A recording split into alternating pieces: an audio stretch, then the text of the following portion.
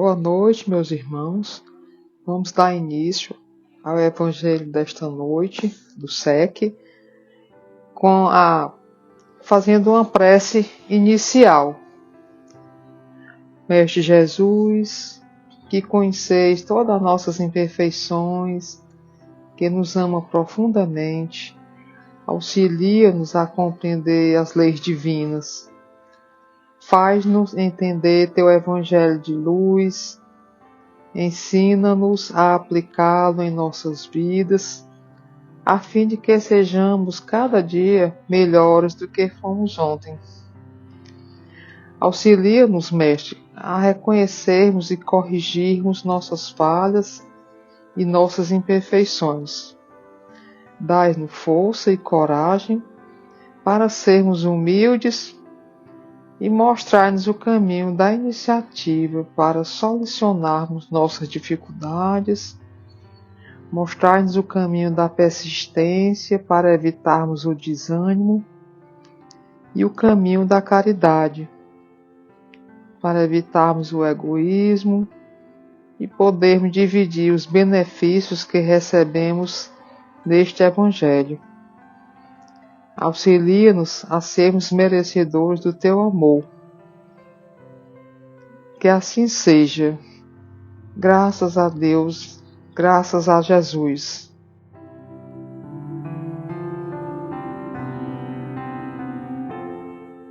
Evangelho segundo o Espiritismo, Introdução. Resumo da doutrina de Sócrates e Platão.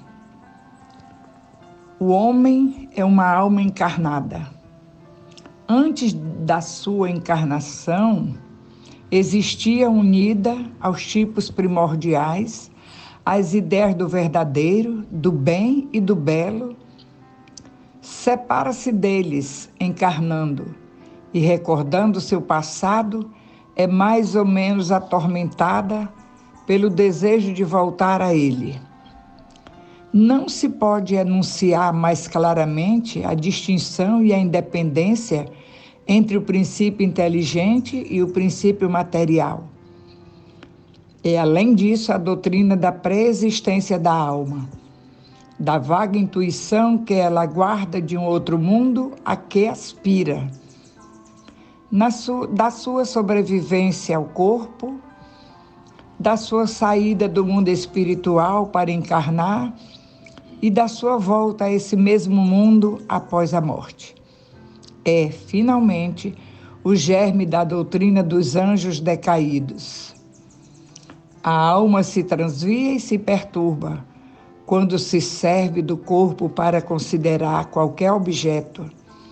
Tem vertigem como se estivesse ébria, porque se prende a coisas que estão, por sua natureza, sujeitas a mudanças. Ao passo que, quando contempla sua própria essência, dirige para o que é puro, eterno, imortal, e sendo ela da mesma natureza, permanece aí ligada por tempo, quanto possa. Cessam então os seus transviamentos, pois que está unida ao que é imutável, e a esse estado da alma é que se chama sabedoria. Assim, o homem que considera as coisas de baixo, terra a terra, do ponto de vista material, vive iludido. Para apreciar com justeza, é preciso vê-las do alto, isto é, do ponto de vista espiritual. A verdadeira sabedoria deve, portanto, de algum modo, isolar a alma do corpo para ver com os olhos do espírito.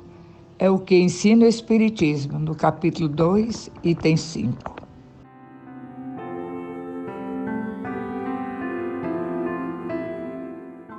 Boa noite a todos os irmãos de caminhada, mais o Evangelho à luz da doutrina espírita.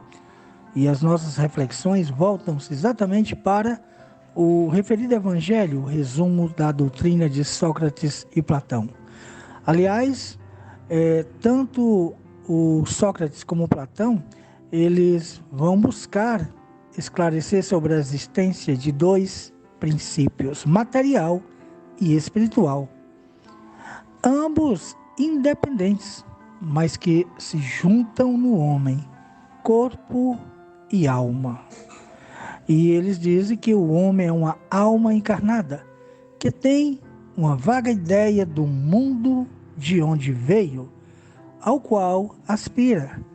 A alma é, pois, preexistente e continua existindo depois da morte do corpo, voltando para o lugar de onde veio. Ora, nesse primeiro momento, vamos lembrar quando Jesus nos alertava e dizia que na casa do Pai tem muitas moradas. E seguem os referidos filósofos. Encarnada a alma sofre a influência do corpo, considerando as coisas sob o ponto de vista material, confundindo-se. Todavia, se ela se volta para o que é puro, eterno, imortal, ou seja, para as coisas espirituais da sua natureza, ela adquire a sabedoria. Nesse momento, meus irmãos, vamos agora buscar entender, que o próprio Espiritismo ensina que para apreciar ou perceber as coisas, o homem deve isolar a alma do corpo, tudo observando sob o ponto de vista espiritual da sua eternidade e imortalidade. Assim, suas conclusões serão baseadas na realidade da vida, que é eterna e não apenas do berço ao túmulo. Torna-se então o homem, o sábio, se assim ver, como nos ensinava Jesus, que devemos sempre entender, buscar as coisas dos céus. Sigamos com Jesus. Muita paz.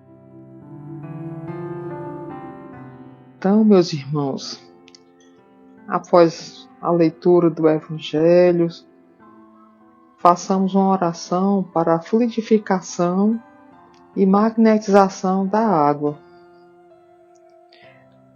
Rogamos aos bons espíritos encarregados de fluidificarem a água aqui presente, que possam transmitir energias salutares do fluido cósmico universal para nosso equilíbrio psíquico e físico, que as moléculas da água sejam convenientemente transformadas para a cura dos doentes, para a bênção das crianças, dos idosos, gestantes, e para o refazimento espiritual de todos os que não puderam estar presentes e se beneficiarão ao beber desta água.